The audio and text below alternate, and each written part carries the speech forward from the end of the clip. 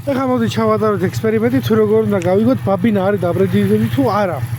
ვაკეთებთ ერთ სამედელკა რაღაცას, ანუ მინუსზე პირდაპირ ესეთ შპილკას კაბელს უგეთებთ და უბრალოდ ვაშიშვლებთ რა. ანუ შპილი თავი. იქ გვაქვს კაი ესეთი ისკრა უნდა ქონდეს რა თქმა უნდა რა. ხედავთ ისკრა. დანარჩენი სხვაგან ამან ისკრა არ უნდა გამოსცეს, იმიტომ რომ კორპუსზე გადაიდას.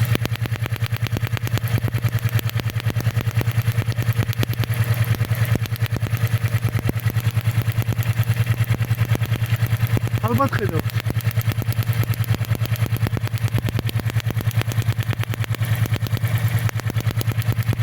ეს არ უნდა ქნას. ხოლმე აქ უნდა ქონდეს მსგავსი რაღაც. ეხლა ვნახოთ კარგი ბაბინის შემთხვევაში. ჩვენ გვაქვს ბაბინა, რომელსაც პირდაპირ ანუ ჩავხსნით ბოლტიდან.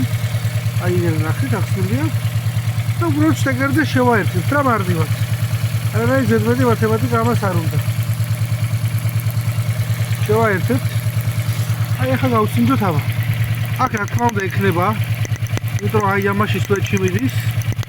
აი აქ უნდა გქონდეს სხვაგან. არ აქვს არანაირი ზედმეტი ტუკტუკი. ისკრა არ აქვს. ანუ ეს კარგია.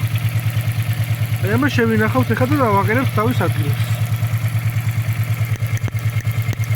აი ამას აქ არ აქვს, როგორც ჩანს.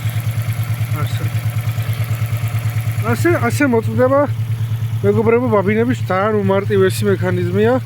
არანაირი ფულის გადახდა არ დაგჭირდება, თავი 50 თეთრიგის ეს კაბელი მეტრო.